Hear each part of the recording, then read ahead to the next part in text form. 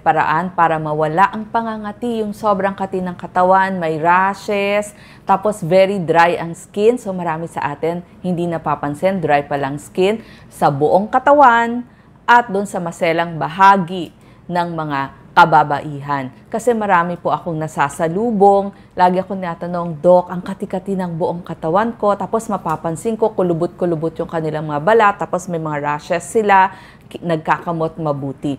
So ito yung mga tips at mga gamutan. Una sa lahat, may tinatawag tayong dry skin or itchy skin. Yung dry skin or xeroderma, ito ay dahil sa pag-edad o natutuyo ang balat. So, ang mangyayari, sobrang kate. So, itchy skin.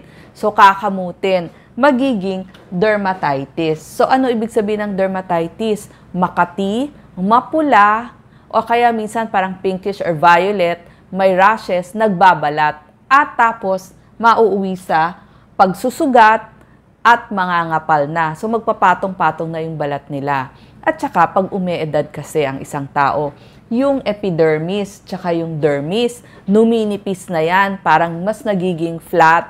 So, ang mangyayari, hindi na makaipon ng moisture, mabilis nang magsugat sa pagkamot. Tsaka nakikita nyo, ito daw yung younger skin, ito yung older skin. So, nagka-wrinkles na. Tapos, mas konti na yung mga blood vessel. So, hindi na nabibigyan ng maraming nutrisyon. Tapos, hindi na rin makaipon ng moisture kasi kulang na rin ng mga collagen, so hindi na gumagawa din ng mga bagong cells. So may mga dahilan bakit nadadry ang skin. So uulitin ko po, ang dahilan ng pangangati ay dahil very dry ang skin ng isang tao. At pag very dry ang skin, mangangamot, kamot ng kamot. Pag sinimulang magkamot, lalo pang kakate ng kakate ang iyong balat. Kaya ang rule, wag na wag kakamutin. Sabi nga ni Dr. Katigo, bawal ang KKK, bawal kamutin, tapos bawal kutkutin at kalkalin. So lahat yon bawal yon. So ito ang mga dahilan. Weather, pag sobrang lamig. O kaya naman kung ang trabaho nyo, nasa aircon. Halimbawa, buong maghapon, aircon kayo dahil opisina yon, supermarket o malamig na lugar. Yung iba nga sa loob ng freezer nagtatrabaho. So, supermarkets, offices. O kaya laging basa or laging naguhugas ng kamay, katulad ng mga restaurant at saka nasa food industry. Pag mainit din, magda-dry ang skin nyo. Yung mga nakatapat sa mga heating fans, halimbawa, taga-ayos kayo ng mga aircon. Tapos yung mga taong sobrang linis, ang tagal-tagal maligo. So yung sobrang init na paliligo, hot bath, saka shower, nakaka-dry ng skin. At tignan nyo kung anong sabon ang ginagamit nyo. Akala nyo nakakabuti yung paggamit ng antibacterial soap. Nakaka-dry po yun kasi pumapatay yun ng bacteria, ng virus, ng fungi. So, palitan natin. Mamaya magbibigay ako ng mga example na nandyan sa grocery.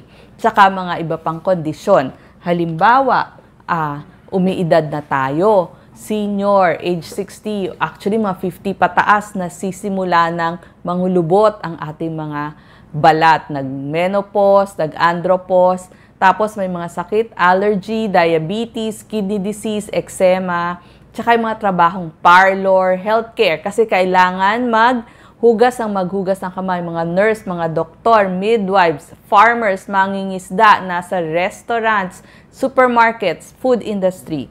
So yan, sila yung kadalasan. Kasi pag kinakausap ko sila, napapansin ko ang dry ng skin nila. Sasabihin ko very dry. So ano yung mga tips natin? Number 1, iwas dun sa mga drying na soap. Sinasabi ko nga, iwas sa mga matatapang na soap, yung mga antibacterial soap. Gagamitin mo lang yon kung meron kang galis o meron kang sugat. So gumamit tayo ng mga mild soap lang. Okay? Tapos, number 2, bilisan ang paliligo. Okay? Pag maligo tayo, 5 to 10 minutes lang, wag pong sobrang tagal. Tapos, warm na tubig lang ang ating gagamitin. Wag sobrang init. Mild soap ang inyong gagamitin. Magbibigay po ako ng example. Marahan lang ang pagtuyo ng tuwalya. Wag naman kung makapag-bimpo at tuwalya kayo, halos napakadiin, wag po. Maglagay ng lotion o moisturizer pagkatapos maligo. Right after, para yung moisture matrap pa niya dun sa inyong balat. Okay? Ang mga example ng mga soaps na pwedeng gamitin natin, yung may mga coconut oil, yung mga may aloe vera gel, yan. Yun po, nakalagay yun minsan sa ating mga soaps, sa ating mga lotions, sa ating mga creams.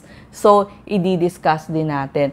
Tsaka alam nyo, pag sobrang kati talaga, pwede talaga yung mga oatmeal baths, yung mga very dry ang skin, tapos nangangate. Doon sa inyong isang balding tubig, durugin nyo po yung oatmeal. Pwede yung oatmeal na yung old-fashioned oatmeal, o kaya pwede rin yung quick cooking oatmeal. Durugin nyo lang, tapos ilagay dun sa inyong tubig, yung mga quick cooking. Tapos ilagay nyo sa mainit-init, yun po yung ipangbabanlaw ninyo. So, ganon ang paggawa ng oatmeal baths. Tapos, kailangan may nakahanda kayong mga moisturizer para sa mukha at sa katawan. Pag talagang sobrang dry, kung hindi kaya ng lotion, pwede ang mga creams. Tapos, pag nangangati kayo, maglagay kayo ng water bottle, pinalamig, ilagay doon sa makating lugar. Sabi ko nga, huwag kakamutin. So, kung saan yung makating lugar, doon nyo ipapatong para hindi nyo kakamutin. Alam nyo, yung oil ng galing sa nyog, maganda ho, ilagay sa ating katawan. Actually, para hindi masyadong mabaho, merong mga ready na nabibili na coconut oil. Okay. Pagdating sa sabon, sabi ko, yung may moisturizer o mild soap, example po niyan, Dove. Sa lahat po ng, kung medyo meron kayong budget. Kung wala naman, pwede na po ang Tender Care or Johnson's Baby Lotion. Marami pa po sa ating mga grocery, pwede po yung mga Cetaphil, Curel, lahat po yan. Pwede sa face, pwedeng soap, pwedeng body wash, pwede rin dun sa inyong katawan. Okay, yung pagligo, 5 to 10 minutes. Ito nga sabi ko, keep it short, 5 to 10 minutes. Warm water, wag masyadong mainit na tubig. Tapos moisturizer agad. Tapos gamit ito, mild fragrance-free cleansers or soap. Tapos yung pat skin lang, wag masyadong pinupunasan. Tapos lagay na agad kayo ng lotion. Yung iba pwede din yung oil na kung very dry talaga, pwede din yung mga oil. May nilalagay din after pagligo. Tapos, yung mga lotions. Ano ba yung lotions na nandyan sa ating mga grocery? Pwede po yung Johnson's Baby Lotion, kulay pink. Pwede nga yan sa mga sanggol. Di lalo nang pwede sa atin. Mahal. Merong mga mahal, mga Cetaphil, CeraVe, pwede din ng Dove, Nivea, Aveeno. Lahat po ito nakikita sa ating grocery. Pagdating naman sa face, lagi gumamit din po ng moisturizer. Pwedeng Olay, pwedeng Pond's. Kung wala talaga kayong budget, pwede yung mga Celatec. So, ang daming brands na makikita po dun sa ating grocery at saka sa ating drugstore. Kung talagang may problema kayo sa skin, ginawa nyo na tong sinabi ko, pwede ho tayong magpakonsulta sa dermatologist. Yan po yung pinupuntahan pag sobra tayong nangangati. Kailangan makikita nyo, Philippine Dermatological Society. So, lahat ng mga problemang hindi kaya ng mga general doctor, pwede rin po sa kanila. Kasi, gaya ng mga acne, skin allergy, wrinkles, eczema, age spots, matutulungan po kayo ng inyong dermatologist. So, ang gusto lang natin talaga, hydrated yung ating skin. Hindi lang ho skin, pati dun sa ating buhok, sa ating dulo ng mga daliri. Kasi ang dami kong nakikita bitak-bitak dun sa dulo ng kanilang kamay. Kasi po, very dry yung kanilang skin. Yeah. Tapos tignan nyo, baka yung mga ginagamit nyo rin ng mga pantanggal ng makeup, alcohol-based. So pag may alcohol yan, natural, madadry yung ating balat. Pagdating sa liquid soap, pwede naman po din yung iba kasi nga ang problem dun sa dulo ng daliri. Maraming nagre-reklamo sa akin. So, gumamit kayo ng mga may moisturizer na soap. Iwas muna dun sa hand sanitizer. Anyway, maganda rin magtanggal ng bacteria. Lalo na kung nasa food business kayo or healthcare worker kayo.